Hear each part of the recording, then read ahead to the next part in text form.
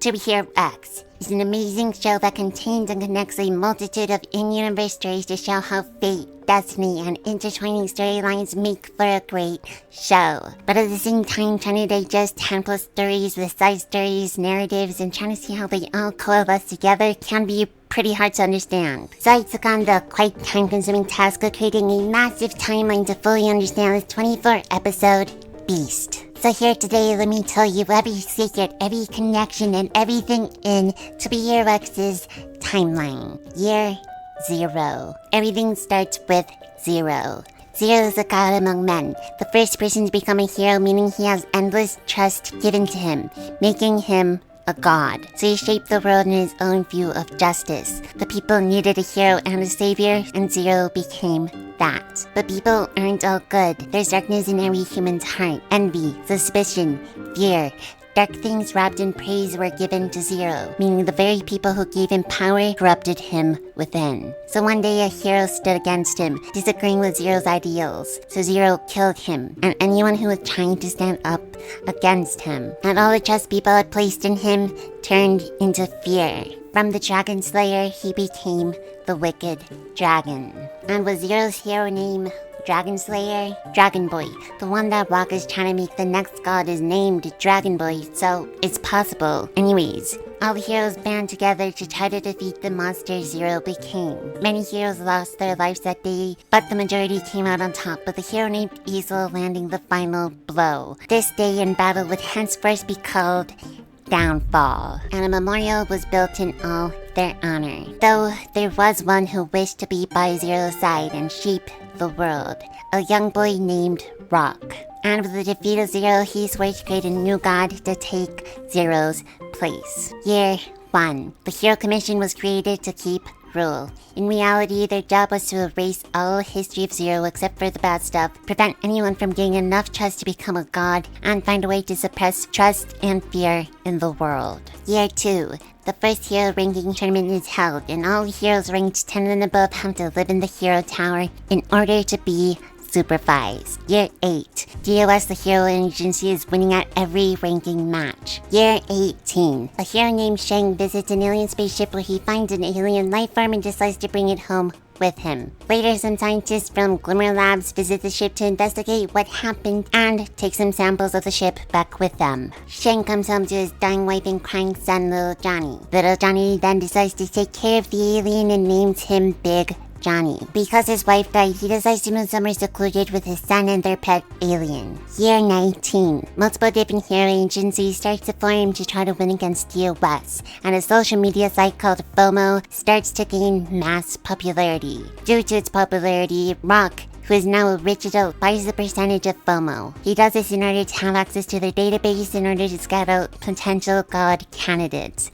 But due to FOMO growing and giving people access to social media, many new heroes started popping up fast, like DJ Shindig, a DJ who became the person to gain the highest trust the fastest, and Ghostblade, a silent, smoldering butcher who people fan over online. Year 20. Kid named Yang Cheng's parents were killed, but luckily the hero Easel saved his life. Yang Chen then becomes a permanent Easel fan. Ghostblade becomes so popular that he eventually gets scouted by MG's Mr. Shand, who is currently a talent scouting agent. But because Ghostblade is silent and doesn't ask questions, he's chosen to become MG's secret assassin. Year 22.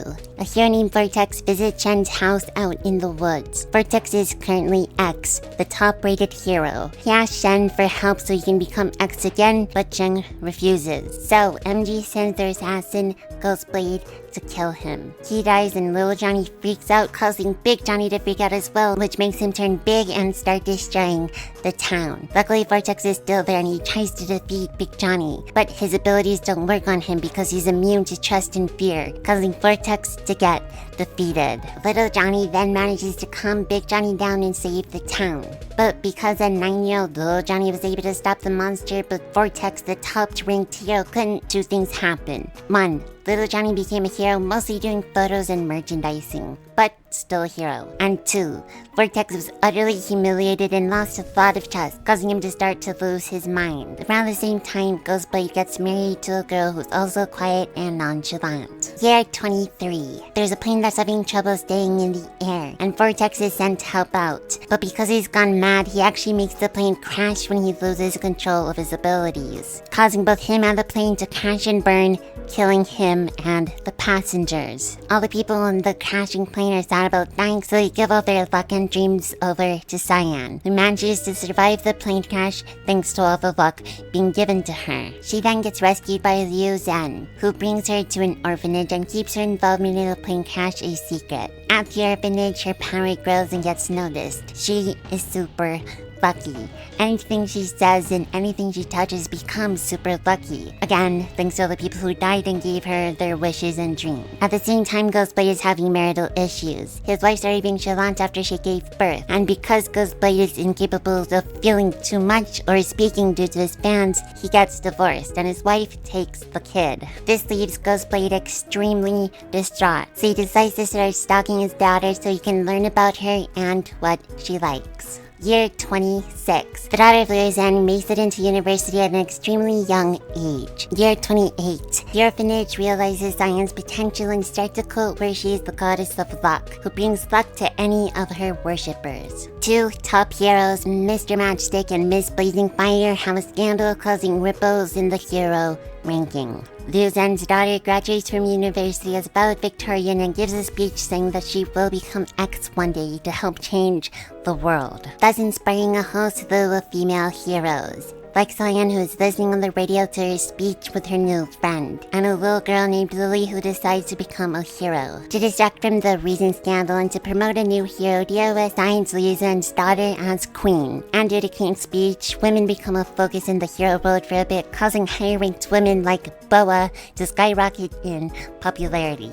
Year 32. Boa uses her new trust value gained from Queen's speech to defeat Smile the X at the time in the hero ranking tournament and becomes X herself. Everyone thinks that her growth is all thanks to Queen, which it is, but she did put in a lot of effort herself regardless. But she's very mad at Queen because of that. Little Johnny and Queen meet at the OSHQ, and because Queen thinks that Big Johnny is absolutely adorable, they quickly become friends. Year 34.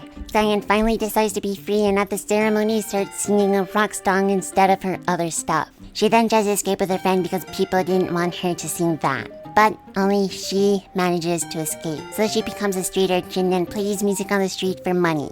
X gives her her first money, which starts his path to becoming a hero, and she immediately gambles it away. But she starts singing on the street to gain more trust and fans, to the point that she becomes popular in FOMO and attracts the attention of her old cult followers, who she luckily escapes from. Then, luckily, she gets picked up by DOS to be a hero/musical artist. At DOS, she meets Queen and Little Johnny, where all three of them become friends. Shand, a high-level employee at MG, left to create a new hero association, the Dreamin' Corporation. Mr. Rock finds 2 people through the FOMO database. 1, a kid named Yang Chen, who he decides will become his pawn, and another kid, Dragon Boy, who is his next god candidate. And because he found what he needed on FOMO, he sells all of his shares and moves over to being a majority share owner in MG, so he can have a place to put his newfound heroes. A firefighter saves a girl from a burning building and becomes the new hero, Birdman. Year 36. During the hero ranking tournament, both Boa and Queen lost to an unknown hero, X,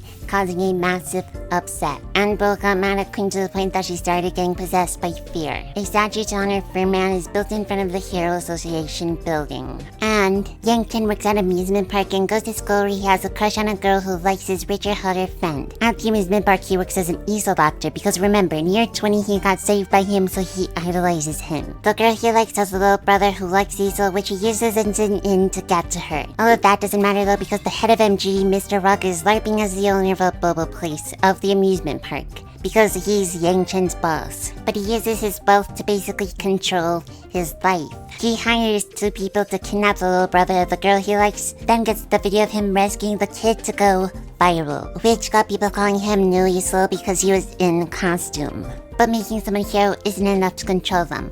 First you have to show them fear. So he forces the kidnappers to then kill his richer hunter friend, who's actually the son of Mr. Shan from the Truman Corporation. After they started being way closer together. I mean, his richer hunter friend even bought a warehouse for them to do all their hero stuff in. Leaving New, you sort of feel hollow, wanting to find the person who did it. Who, little does he know, is the person who has been helping him the entire time. But thanks to the head of MG, he was able to become a top rank hero after fighting old Diesel to the death, like his now dead Richard Hunter friend wanted him to be. So he's grateful to Mr. Rock, but also has a bit of a dark side because he couldn't save his friend, so he became the perfect pawn/assassin for Mr. Rock, and basically does anything he tells him to. For Cyan, she's grown more and more popular to the point that she holds a massive concert that sells out, but because she escaped from the orphanage, all the people that she left behind resent her for it, and everyone gets infected by fear. Thus, fear is discovered in quotes, and everyone starts to believe that Cyan's fortune comes from the misfortune of others, which is why after Cyan left, the orphanage became fear-ridden. The truth that the people on the plane gave her their luck is revealed to everyone, so the fear problem ends, but the commission tells Glimmer Labs to start researching fear, so they do. But Mr. Shen of the Truman Corporation starts researching it too, and he does it in his dead son's abandoned warehouse. Is his son dying while he researches fear? Maybe. It happened the same year, so it is possible. But then Queen's dad and the head of DOS get into cahoots again and also start researching fear. Year 38. After suffering from her defeat to X, Queen trained to get stronger, and she finally got back into action, saving people and doing hero things. And it's almost time for the next hero ranking tournament, the night before in fact, and Boa attacks Queen using her fear powers. They then have a supermassive fight that had to have costed millions in property damage, and Queen defeats Boa. While getting so beat up herself, she passes out and can't participate in the hero ranking tournament the next day, leaving X basically uncontested. Mr. Shan then decides to create a hero using the fear he researched. So he picks up a young actor and makes him play the part of the perfect hero, using powers given to him by fear. This hero is named Nice. Year 39. Lily wants to be a hero, but everyone sees her as a cute girl. And in a world where the views of others affects a person's own being seen as a cute girl stops her hero ambitions. Luckily for her, she's super smart, so she uses her dad's basement lab to create a suit of armor to fight crime and becomes the hero Lolly. While on patrol, she sees a random girl on the street being tailed by a creep, so she jumps in to help beat them up. Sadly, her armor isn't strong enough to fight against the creep because the creep is actually rank 5 hero Ghostblade, who was creepily following his daughter. After the fight, she returns home to her father, removing all of the lab equipment so she can't make her armor better. Luckily, he's the leader or head researcher over at the super fancy lab, Glimmer Lab. So he gives her a job there where she can do whatever she wants. And there just so happens to be the same girl she protected on the street that day working there as well. The girl's name is Nuo Nuo. Now the two of them bond as they hang out and grow closer together. Well, they built Lily a new suit made out of a special material they found in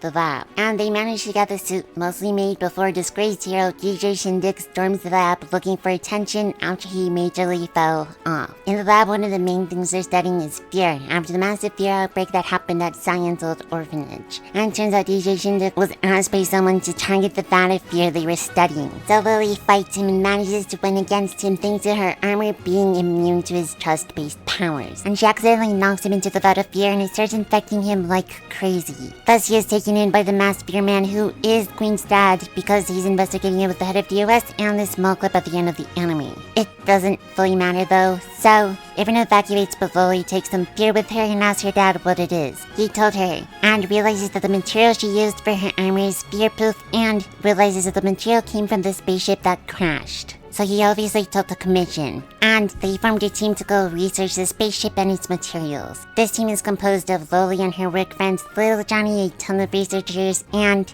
Ghostblade. All of them go to scout the spaceship, where Nuo realizes that her stalker is following her even on the mission, eventually learning that her stalker is Ghostblade. Then Irene gets attacked by a fear-infested DJ Shindig, and instead of his normal power of getting everyone super high and happy because of the fear, everyone gets super depressed and pulled into some of their saddest memories. Where Ghostblade, who is mostly emotionless, fights the corrupt DJ Shindig because he's the only one able to. Then Nuo realizes that Ghostblade is her dad. Now, in the city, Mr. Shan is talking to Nice. He basically sends Nice to stop the research that's going on in the ship so no one can prevent the fear, which he studies a lot of. At the same time, the head of the duelist talks to Queen and tells her to go to the spaceship to be extra protection. So Queen leaves and takes Cyan with her. Now Irene finally gets to the spaceship to start investigating it. But Nice is already there. And after a ghost blade used to help little Johnny after he fell in a hole, Nice starts attacking the researchers. But Willie is there to stop him